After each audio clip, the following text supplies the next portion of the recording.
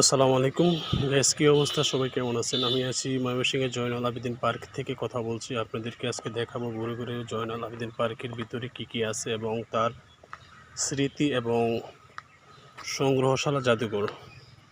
এটা হচ্ছে ময়মনসিংহে অবস্থিত ময়মনসিংহ সার্কিট হাউস থেকে মাত্র 2 কিলো পশ্চিম দিকে।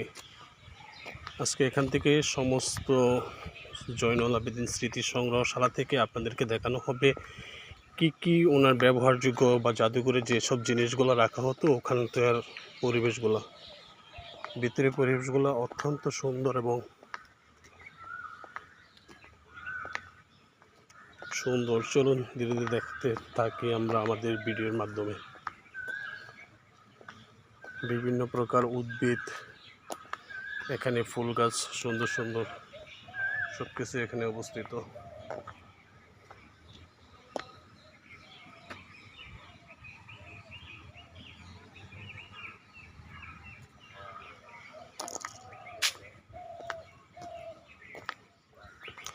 লোকেশনটা খুব সুন্দর একটা জিনিস এবং সুন্দর দেখার মতো একটা জিনিস। এখানে এই যে আমরা দেখতে পাচ্ছি যে প্রথমে যে গেটে ঢোকার মাধ্যমে জয়নুল আবেদিন স্যারের ওনার একটা ভাস্কর্য আছে এখান থেকে। তারপর আবার এখান থেকে সংগ্রহশালা, জয়নুল আবেদিন সংগ্রহশালা ময়মনসিংহ।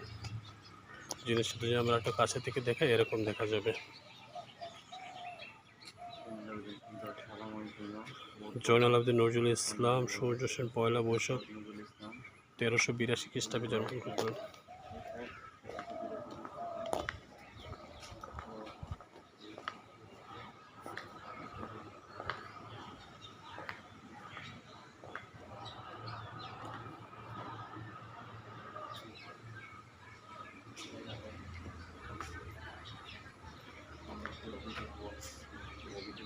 এখানে এসে অভিযোগ করতে পারবেন।